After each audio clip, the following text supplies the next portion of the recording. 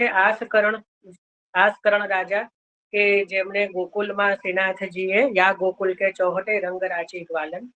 એના પછી બીજા ભગવદીય છે રાઘોદાસ. આપણે જે જોયું હતું ચત્રભુતદાસજીના બેટા રાઘોદાસ કે જેમને પણ શ્રીનાથજીએ હોરી ખેલના દર્શન આપ્યા અને આપે પણ એક વધાઈ ગાઈ છે અને વધાઈ પૂર્ણ થાય એ પહેલા જ આપે લીલા પ્રવેશ કરી દીધો એના આવેશમાં.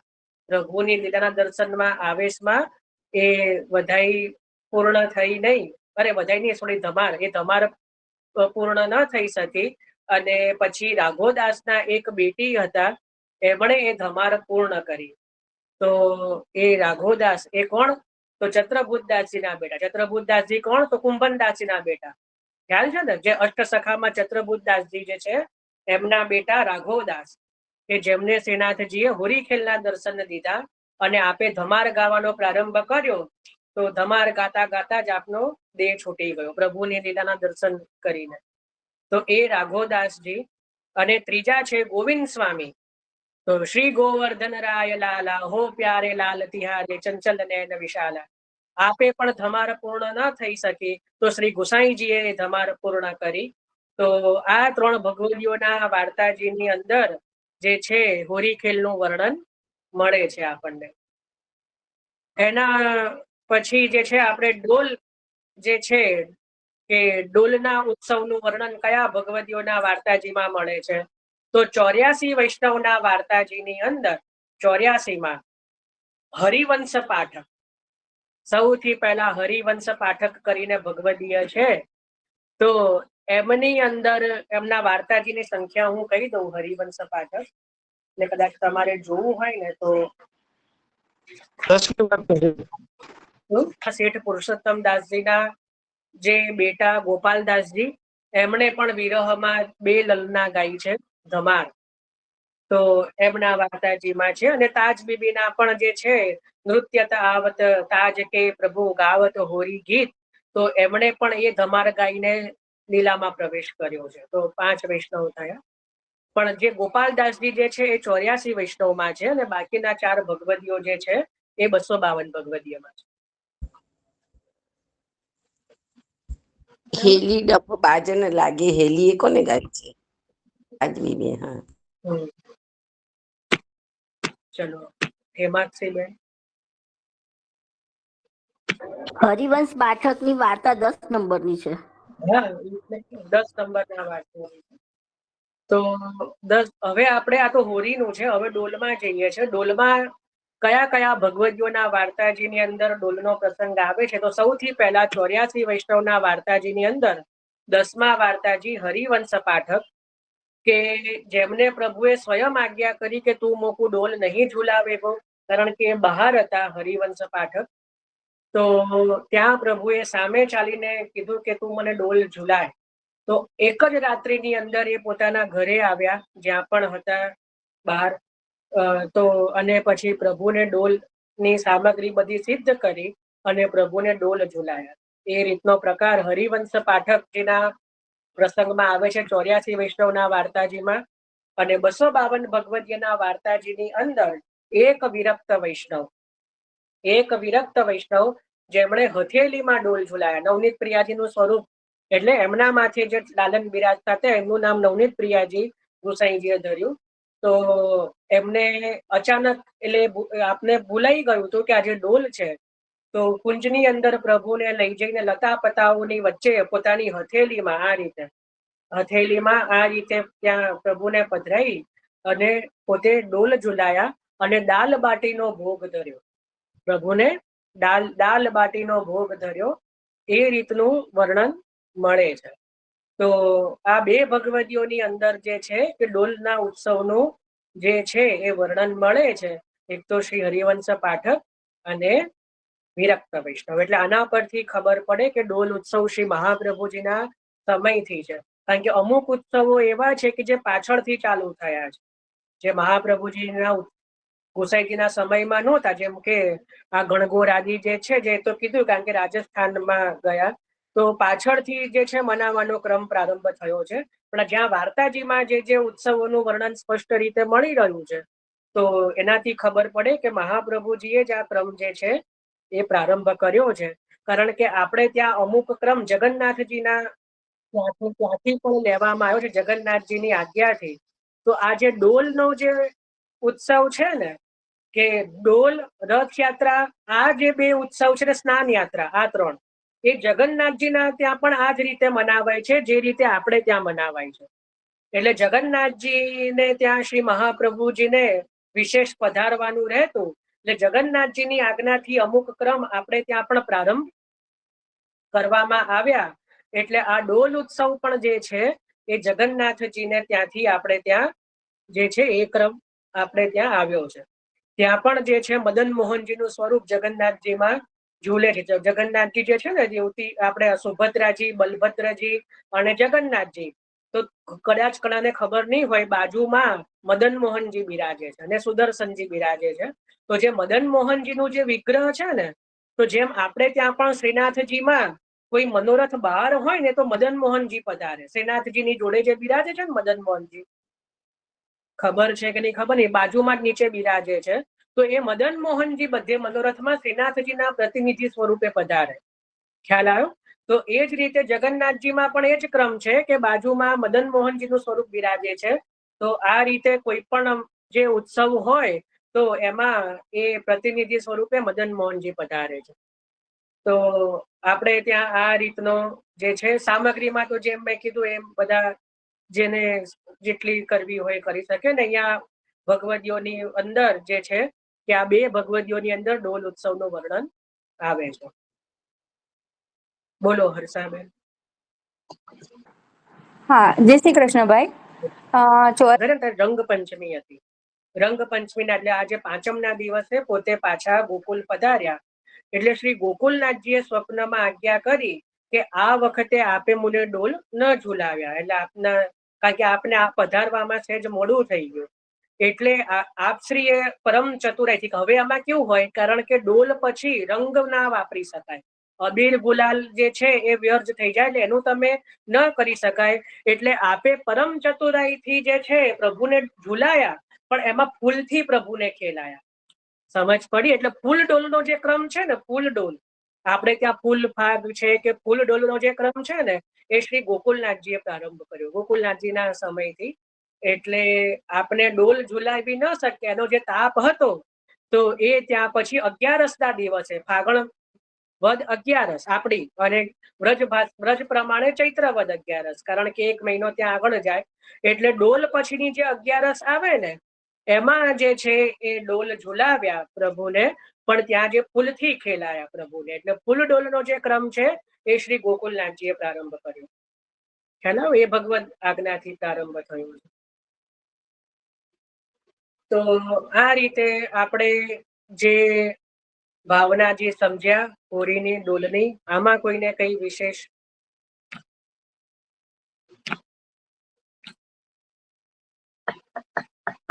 કોઈને કઈ પ્રશ્ન નથી?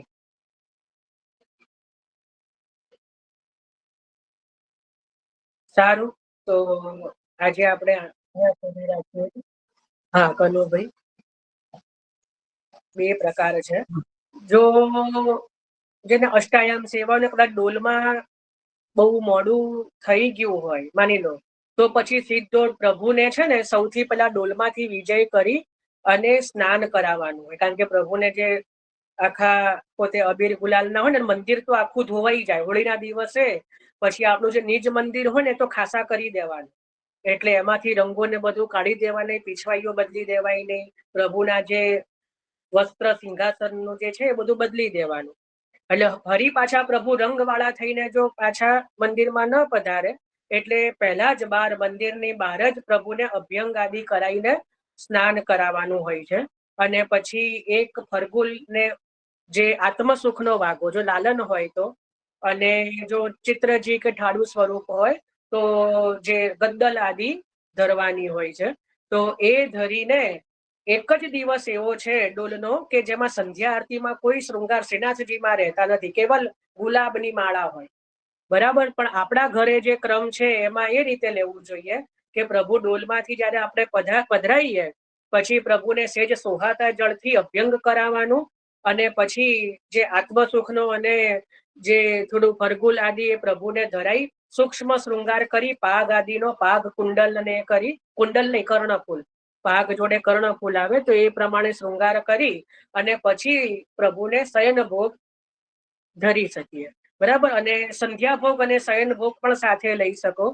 પણ આમ તો મેવો જે છે ઉત્થાપન ભોગના ભાવથી આપણે ઓલરેડી ડોલમાં લઈ લીધો હોય તો પછી શયન ભોગની સામગ્રી આપણે જે છે એ લઈ અને પછી પ્રભુને પોરાડી દેવાના. હવે એમાં પણ તમે જુઓ એક વિશેષ ક્રમ, સારું થયું પ્રશ્ન કર્યો. કીર્તનમાં હવે ઠાકોરજીને એ દિવસે શયનમાં ડોલના દિવસે કયું કીર્તન આવે ખબર છે? જન્માષ્ટમીની વધાઈમાં એક વધાઈ છે, તિહારો ઘર સુબસ બસો, નાયકીનું રાણીજુ તિહારો ઘર સુબસ બસો. આ પદ એવું છે કે જ્યારે જ્યારે મોટા મોટા ઉત્સવો થઈ જાય ને, જેમ કે રથયાત્રા, એના પછી આ ડોલ, તો એ દિવસોમાં શયનમાં આ પદ ગાવામાં આવે છે આશીષના ભાવથી કે હે જશોદા રાણી તમારું ઘર સુબસ બસો. વ્રજ ભક્તો ત્યાં આશીષ આપે છે. ડોલના દિવસે શયનમાં કાકરોલી ઘરની ને અમુક ઘરોની રીત છે. શ્રીનાથજીમાં નથી આ ક્રમ, શ્રીજી નવનીત પ્રિયાજીમાં નથી, પણ અમુક બીજા ઘરોમાં આ આશીષનું પદ ગાવાય છે કે તિહારો ઘર સુબસ બસો, રાણીજુ તિહારો ઘર સુબસ બસો. એટલે એમ કરીને હવે અહીંયા ઉત્સવની પૂર્ણાહુતિ થઈ, એવો ભાવ છે. એટલે ખાસ કરીને એ દિવસે એ નાયકીનું જે વધાઈ છે જન્માષ્ટમીની તિહારો ઘર સુબસ બસો, તો એ ગાવામાં આવે છે ડોલના દિવસે અને પછી પ્રભુને આપણે પોરાડવાના. તો એ રીતનો ક્રમ છે. સુંદર પ્રશ્ન કર્યો.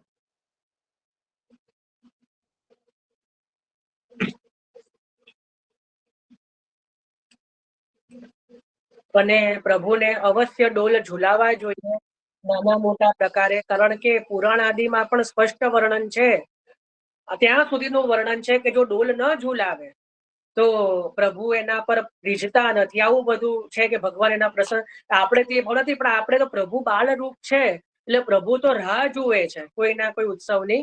તો જેવી વ્યવસ્થા હોય એવી રીતે, હિંડોળો હોય તો અત્યારે ચલો માની લો કે આ વર્ષે તમે હિંડોળો નથી વસાયો, તો ક્યાંક પણ એ રીતે દોરડાથી ક્યાંય પણ રીતે બાંધીને કે આપના હિંચકાઓ હોય તો આ વખતે તો હિંચકાઓ ઉપર પણ પ્રભુના ગાદીજી, એમાં કોઈ રેશમી વસ્ત્ર કે કોરું વસ્ત્ર પધરાઈને પ્રભુના ગાદીજી, કારણ કે જ્યાં આપણે બેસતા હોઈએ ત્યાં ડાયરેક્ટ પ્રભુને ન પધરાવાય, એટલે કોઈ કોરું વસ્ત્ર કે રેશમી વસ્ત્ર બિછાઈને પણ આપણા હિંચકા ઉપર પ્રભુના ગાદીજી પધરાવો.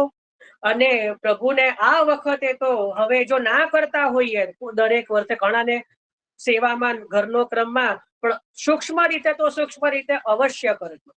એ આજના સત્સંગનો આપણી ફલશ્રુતિ છે કે આપ આપના ઘરે સૂક્ષ્મ ક્રમ પણ કરો ડોલના દિવસે. કે અને ભલે કશું નથી, એવું કોઈ પાછું કે અમારા જોડે ડોલ નથી, હિંડોળ નથી, આ તે નથી, આપના ઘરે હિંચકો હોય તો એ હિંચકામાં પણ પ્રભુને પધરાઈને ઝુલાવો અને પ્રભુને ખેલાવો અને પ્રભુને ત્યાં ભોગ ધરો ને ડોલના કીર્તન કરો. પ્રભુ માની લેશે.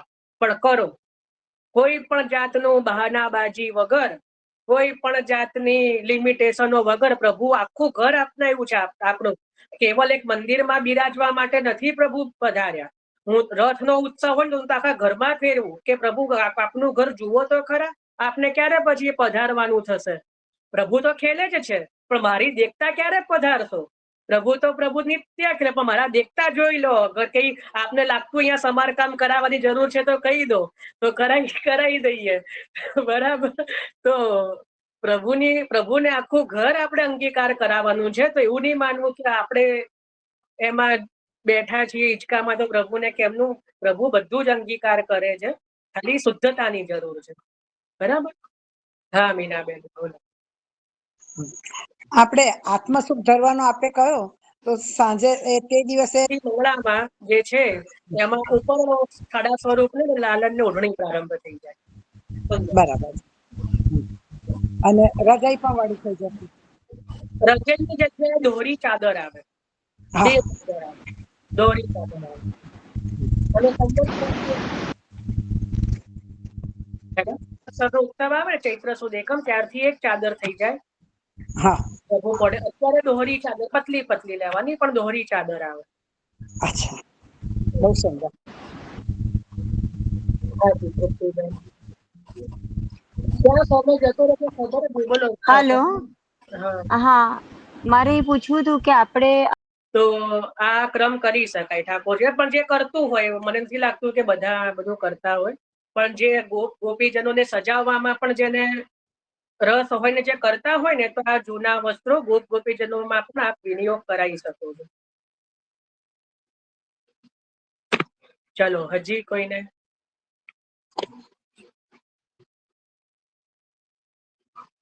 આજે મેં એટલે 15 મિનિટ વહેલા ચાલુ કર્યું કે આપણે પેલી વધાઈને પેલું લઈ શકીએ, પેલા વૈષ્ણવ જે છે. મેં કીધું પણ આમાંય 11 વાગી ગયા. ખબર નહીં, સમય સત્સંગનો સમય ફટાફટ જાય છે.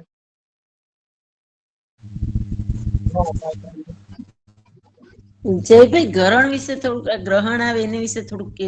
હા, ચલો એ જુઓ. હવે આ વખતે તો ઘણા બધા જગ્યાઓએ ગ્રહણ પાળવાનું નથી, તેમ છતાં અમુક જગ્યાઓએ ગ્રહણ પાળવાનું પણ છે. બરાબર. ગ્રહણમાં પણ વ્રજમાં છે, વ્રજમાં છે. હા, હા. તો બધા મ્યુટ કરી દો, તેનું પણ અનમ્યુટ હોય મ્યુટ કરી. તો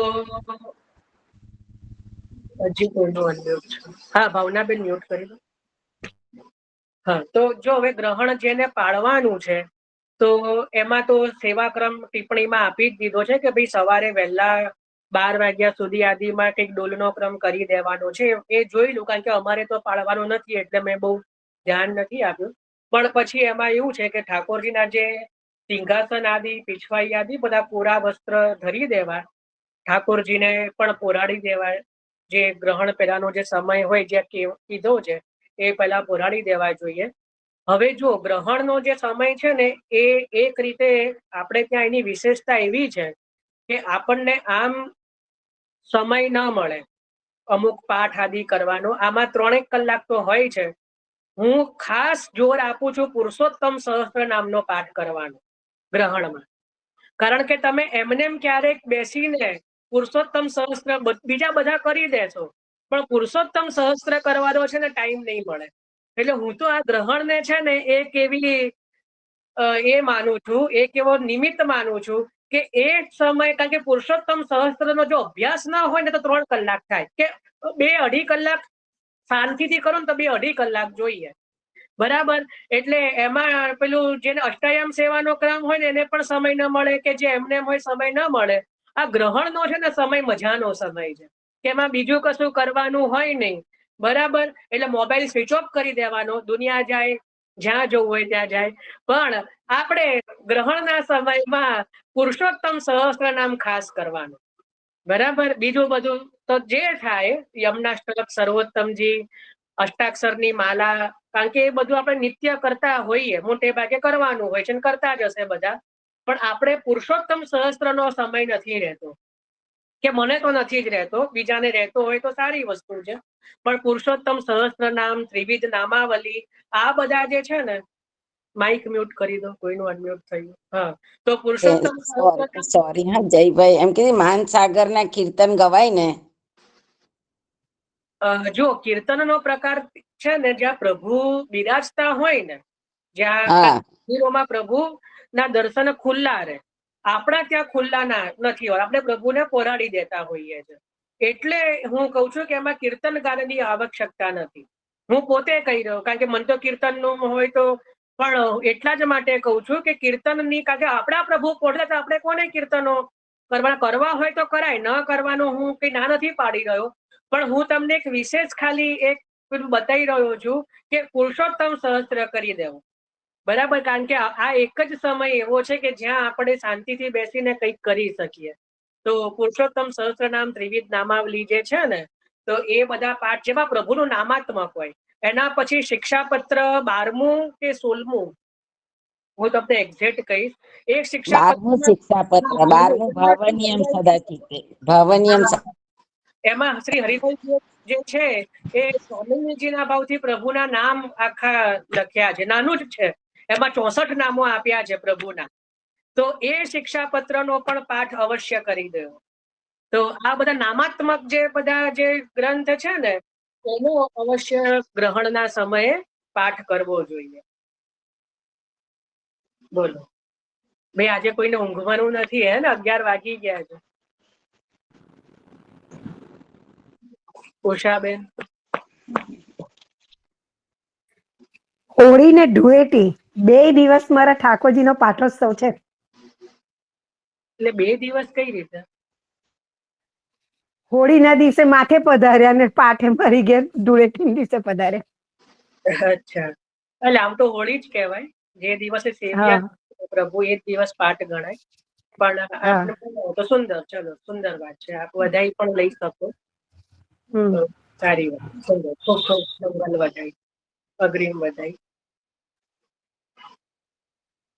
કદાચ આપે જ પ્રશ્ન કરેલો હે ને કે પ્રભુ સેવ્ય થયા હોય એક દિવસે ને ઘરે બીજા દિવસે પધાર્યા હોય તો કયો બનાવો, હે ને? આપણો જ પ્રશ્ન હતો.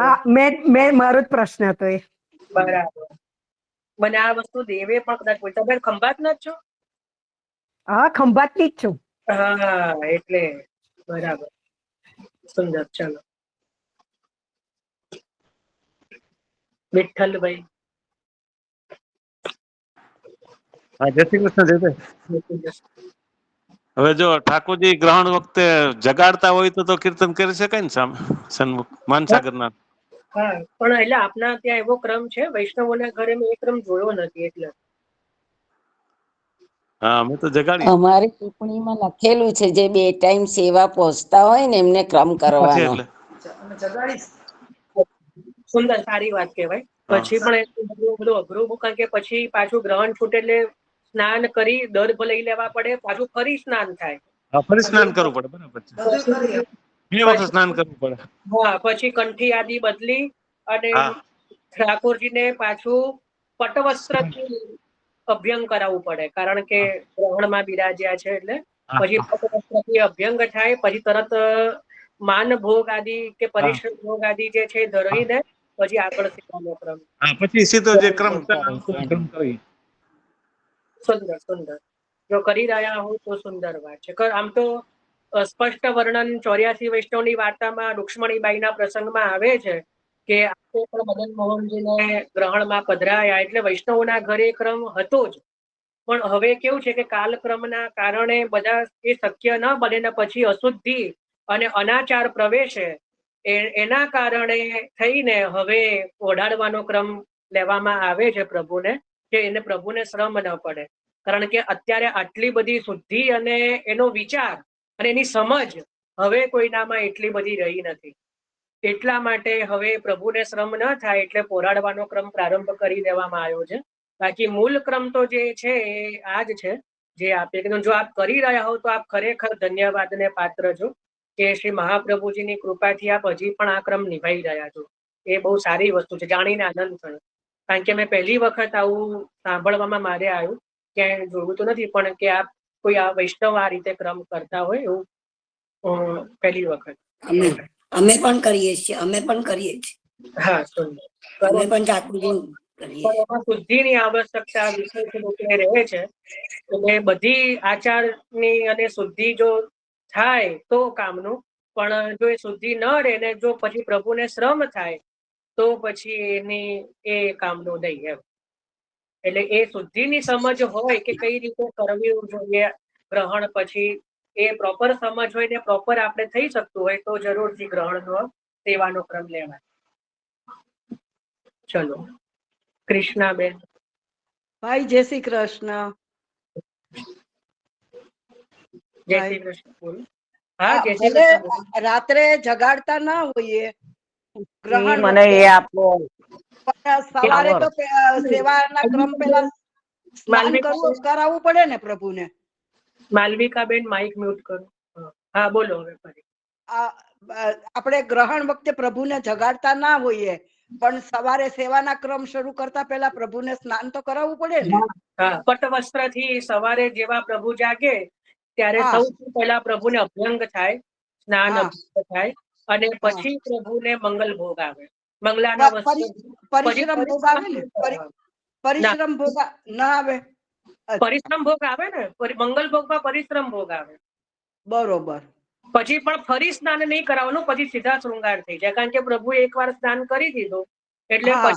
પછી ફરી સ્નાનનો ક્રમ ના આવે, પછી સીધા શૃંગાર થાય પ્રભુને.